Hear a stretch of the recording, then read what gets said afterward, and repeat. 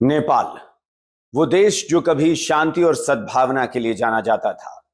वो देश जहां पर लंबे समय तक राजशाही रही, राजतंत्र स्थापित रहा। लेकिन उसके बाद भी राजतंत्र स्थापित होने और हिंदू राष्ट्र होने के बावजूद नेपाल हमेशा से बहुत शांतिप्रिय राष्ट्र के तौर पर दुनिया में जाना जाता रहा।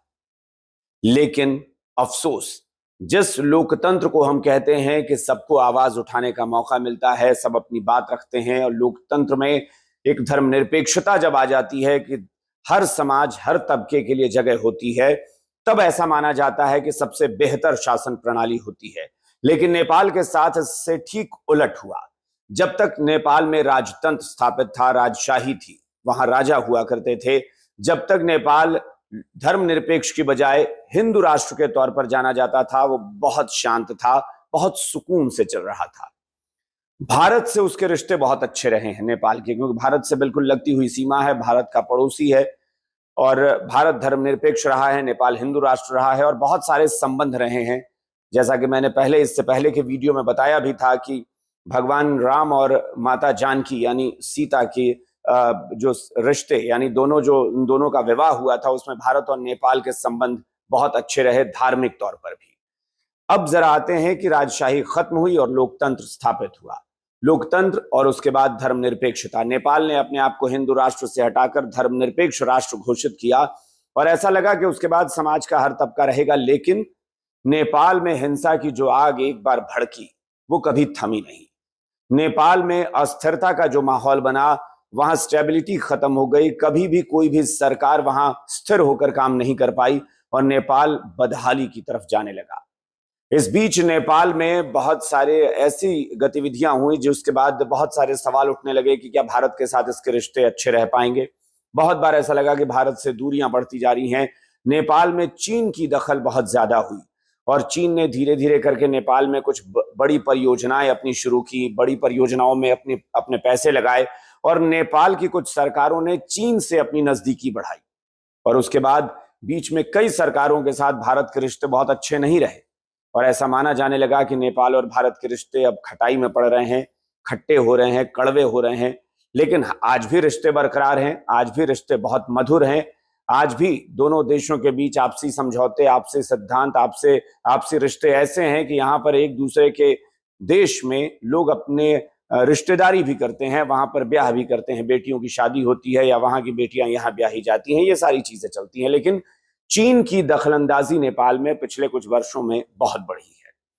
ये मैं जिक्र इसलिए कर रहा हूं कि नेपाल में चीन की दखलंदाजी बढ़ने के बाद वहां स्थिरता चली गई, वहां सरकारें टिक नहीं पाई, और चीन हमेशा से चाहता था कि वहां पर ऐसी सरकार बने जहां उसका दबदबा रहे, जो चीन के साथ बेहतर रिश्ते निभा सके, भारत के साथ उसकी दूरियां बढ़े।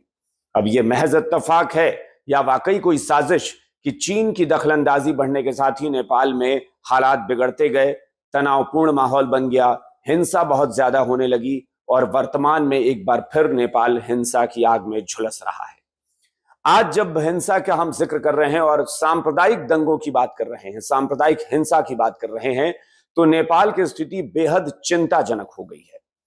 भारत की चिंता इसलिए है कि भारत के जो बहुत सारे इलाके हैं वो नेपाल से लगते हैं, बहुत बड़ी लंबी सीमा लगती है, और उसमें खास तौर पर भारत में बिहार बिहार वो प्रदेश है जिसमें नेपाल से लगती हुई सीमा में ही दंगे हो रहे हैं। नेपाल का वो क्षेत्र जो बिहार से लगता है, वहां पर दंगे की आग बहुत तेजी से भड़क रही है और बहुत तेजी से फैल रही है। आज मैं आपको जिस चीज की जानकारी देने जा रहा हूं उसको जरा गौर से सुनिएगा, क्योंकि नेपाल में सिर्फ हिंसा नहीं भड़की है। नेपाल में वो सरकार जिसमें आपको याद होगा कि जेनजी आंदोलन हुआ था। अब जेनजी ये जो टर्म है, ये तो पश्चिमी देशों से आया, लेकिन ये टर्म नेपाल में पहली बार सुर्खियों में आया जब नेपाल में सड़कों पर अचानक से युवा उतर आते हैं और बहुत बड़ा दंगा होता है, खून खराबा, हिंसा, सब कुछ हो जाता है नेपाल की सड़कों पर। और ये करता कौन है? तो जेनजी। जेनजी ने नेपाल में ऐसा उत्पात मचाया, ऐसी हिंसा भड़काई, ऐसी आग लगी कि नेपाल की सरकार चली गई, तख्ता पलट हुआ। और नेपाल में जब चुनाव हुए तो उसके बाद एक ऐसी सरकार बनी जो माना गया कि जेनजी ने इस सरकार को चुना है, जेनजी की चुनी हुई सरकार है। बालेन शाह नेपाल के प्रधानमंत्री बने।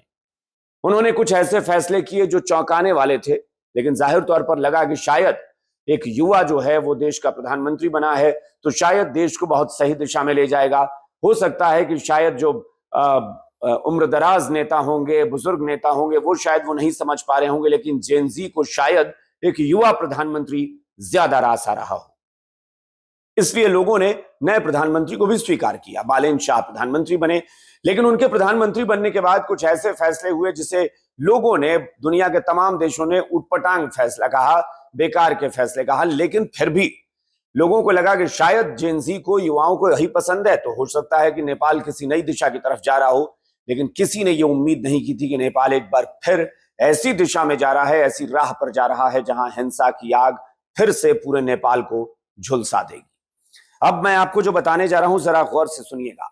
जो एक रिपोर्ट आ रही है वो ये आ रही है कि नेपाल में इस तरह की हिंसा भड़क सकती है, इसकी जानकारी आज से नहीं बल्कि 3 साल पहले ही सरकार को दे दी गई थी।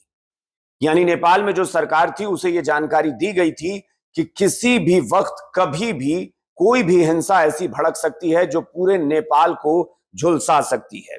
और यह अपने आप में खबर यह है कि दरअसल जो मैं जानकारी दे रहा हूं कि नेपाल के मधेश और तराई क्षेत्र में सांप्रदायिक तनाव जो बढ़ा है, इसको लेकर सुरक्षा एजेंसियों ने, यानी किसी पॉलिटिशियन ने या फिर ऐसे किसी एक्सपर्ट ने नहीं, जो सुरक्षा एजेंसी हैं उन्होंने सरकार को चेता दिया था 3 साल पहले कि तराई क्षेत्र में धर्म को लेकर और जाति को लेकर कोई बड़ी हिंसा भड़क सकती है। यहां पर जातीय आधार पर और धार्मिक आधार पर लोगों को बांटने की संगठित कोशिश हो रही है। कोशिश नहीं हो रही है, संगठित कोशिश। संगठित कोशिश का मतलब होता है कि कुछ गिरोह इंटेंशनली इस तरीके से काम कर रहे हैं, कुछ संगठन इस तरीके से काम कर रहे हैं। एक संगठित अपराध होता है, उस तरीके से काम किया जा रहा था वहां पर इलाके में, और लोगों को भड़काया जा रहा था जाति के नाम पर और धर्म के नाम पर। चेतावनी दे दी गई थी सरकार को। अब सवाल यह उठता है कि यह जो जेनजी का आंदोलन, जो हिंसा हुई थी, वो भी इसी दौरान घटना हुई थी। क्या उस हिंसा में जो सरकार बदली, जो नई सरकार आई, क्या उसे इस बात का इल्म नहीं था, इस बात का एहसास नहीं था? क्योंकि जो रिपोर्ट एक सरकार को मिलती है, वो सरकार अगर अपदस्थ भी हो जाती है, हट भी जाती है, तो नई सरकार के पास भी वो रिपोर्ट होती है। वो रिपोर्ट ऐसा नहीं है कि एक प्रधानमंत्री चला गया तो अपनी जेब में वो जो रिपोर्ट है वो लेकर चला गया। वो सरकार की फाइलों में होती है। वो रिपोर्ट बालेन शाह के पास भी थी। अगर बालेन शाह के पास वो रिपोर्ट थी तो उन्होंने इस पर एक्शन क्यों नहीं लिया? अगर वो युवा हैं, अगर वो ज्यादा एक्टिव हैं, अगर वो युवाओं का प्रतिनिधित्व करते हैं, तो उन्हें तो ज्यादा तत्परता से काम करने की जरूरत थी। अगर युवा धर्म और जाति से इतर सोचता है, ये कहा जाता है ना कि जो जेनजी है वो जाति और धर्म की सीमाओं में नहीं बंधती, तो अगर उनकी सोच इतनी मॉडर्न है, अगर उनके ख्यालात जो हैं वो इतने ज्यादा आधुनिक हैं, तो क्यों नहीं जातिगत या धार्मिक हिंसा को नेपाल की सरकार रोक पाई? और इसीलिए बालेन शाह से इस्तीफा तक मांगा जा रहा है। जो वहां की विपक्षी पार्टियां हैं वो कह रही हैं कि बालेन शाह को तो तत्काल इस्तीफा देना चाहिए, क्योंकि जिस देश की सुरक्षा एजेंसी ने 3 साल पहले आगाह कर दिया था कि नेपाल में कभी भी जातीय या धार्मिक उन्माद हो सकता है, सांप्रदायिक हिंसा भड़क सकती है, तो उन्होंने इस पर कार्रवाई क्यों नहीं की, उन्होंने एक्शन क्यों नहीं लिया? अब मैं आपको बताता हूं कि कौन कौन से इलाके हैं। दरअसल बिहार से सटे सुनसरी में, हमने पहले ही बताया था कि देवानगंज से यह हिंसा शुरू हुई थी। उसके बाद इतने ज्यादा हालात बिगड़ गए कि 4 से 5 जिलों में कर्फ्यू लगाने की नौबत आ गई। अब कर्फ्यू जब लगाया गया तो नेपाल का मधेश और तराई क्षेत्र सबसे ज्यादा प्रभावित यही है। 3 लोगों की मौत हुई, 2 लोगों की पुलिस की गोलीबारी में, 1 शख्स की मौत हुई आपसी लड़ाई में, 2 संप्रदायों के बीच, 2 समुदायों के बीच जो लड़ाई हुई उसमें मौत हुई।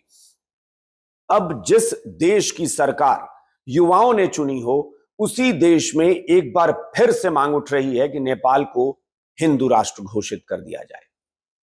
अब इस बात के कितने, इस मांग के कितने दूरगामी परिणाम या इसका कितना दूरगामी संदेश है, इसे आप समझने की कोशिश कीजिए। एक तरफ हम कहते हैं कि समय के साथ हमारा समाज आधुनिक हो रहा है, एक तरफ हम कहते हैं कि हमारी जो जेनजी है, हमारे जो युवा हैं, वो अलग सोचते हैं, वो पुराने ख्यालातों के नहीं हैं, उन्हें धार्मिक एजेंडे या जातीय एजेंडे में नहीं बांधा जा सकता।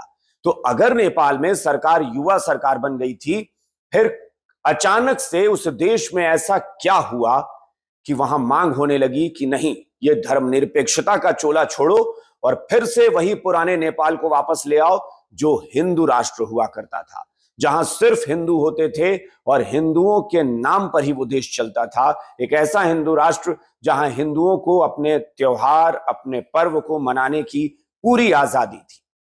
दरअसल इसका कारण वही है, धर्मनिरपेक्षता की आड़ में जो कुछ समुदाय हिंसा को भड़का रहे हैं। अगर कांवड़ यात्रा पर पथराव होता है, अगर कांवड़ यात्रा करने वालों पर मारपीट की जाती है, उनके साथ उन पर हमला होता है, तो जाहिर तौर पर हिंदुओं को ऐसा लग रहा है कि अब इस धर्मनिरपेक्ष देश में हम सुरक्षित नहीं हैं, अब इस सरकार के रहते हम सुरक्षित नहीं हैं, इसलिए हमें वही पुरानी राजशाही, वही पुराना राजतंत्र, वही पुराना नेपाल चाहिए जो हिंदू राष्ट्र के तौर पर पूरी दुनिया में जाना जाता था। नेपाल की हिंसा सिर्फ नेपाल नहीं, पूरी दुनिया के लिए एक बहुत बड़ी चिंता बन गई है कि क्या हम सिर्फ आधुनिकता की बात करते हैं, आधुनिक सोच की बात करते हैं, क्या हम जिन तबकों, जिस संप्रदाय की बात कर रहे हैं कि हिंसा होती है, आखिर क्या कारण है कि दुनिया में जहां भी हिंसा भड़कती है वहां एक संप्रदाय, एक समुदाय कॉमन होता है और उसकी वजह से वहां हिंसा भड़क जाती है। नेपाल में इस वक्त वही स्थिति बनी है। एक बार फिर से मैं आप लोगों को आगाह कर रहा हूं कि जो लोग भी नेपाल जाना चाहते हैं इस वक्त अवॉइड करें। नेपाल में हिंसा बहुत तेजी से फैलती जा रही है और अब चूंकि सरकार से इस्तीफा मांगा जा रहा है, प्रधानमंत्री कटघरे में खड़े हो गए हैं, इसलिए अब मुझे लगता है कि वहां हालात और बिगड़ेंगे, क्योंकि अब ये लड़ाई सियासी लड़ाई में भी तब्दील होने वाली है। इस बीच बालेन शाह ने जरूर एक संदेश जारी किया है, एक भावुक संदेश जारी किया है। उन्होंने लोगों से अपील की है कि हिंसा छोड़िए और एक बार फिर से सब लोग शांति से अपने अपने घर में लौटिए और अच्छे से रहिए। लेकिन फिलहाल उनकी इस अपील का असर नहीं पड़ रहा है। नेपाल की सेना भी बिल्कुल एक्शन मोड में है, नेपाल की पुलिस एक्शन मोड में है, लेकिन अभी स्थिति ऐसी नहीं है कि वो कह सकें कि हमने हालात को नियंत्रण में कर लिया है। मैं आपको एक बार कुछ इलाके बता देता हूं जो भारतीय सीमा से सटे इलाके हैं। फिर से सुनसरी, सिराहा, जनकपुर और सप्तरी, इन 4 जिलों में कर्फ्यू लगा दी गई है। यहां पर हालात बहुत खराब हैं, क्योंकि लोग सड़कों पर हैं, नारेबाजी हो रही है, प्रदर्शन कर रहे हैं, मार्च निकाल रहे हैं लोग। तो अब ग्रुप बन गए हैं। एक ग्रुप कहता है कि हमारे साथ बुरा हो रहा है तो वो मार्च निकाल रहा है, दूसरा समुदाय है उसके लोग उतर जाते हैं कि नहीं हमारे साथ हिंसा हो रही है तो वो मार्च निकाल रहे हैं। लेकिन हिंदुओं की संख्या चूंकि ज्यादा है और हिंदू मांग कर रहे हैं कि नेपाल को हिंदू राष्ट्र घोषित कर दिया जाए। सुनसरी के बारे में बताया जा रहा है कि हिंसा से सबसे ज्यादा प्रभावित अगर कोई जिला है तो सुनसरी है, चूंकि भड़की भी हिंसा यहीं से थी।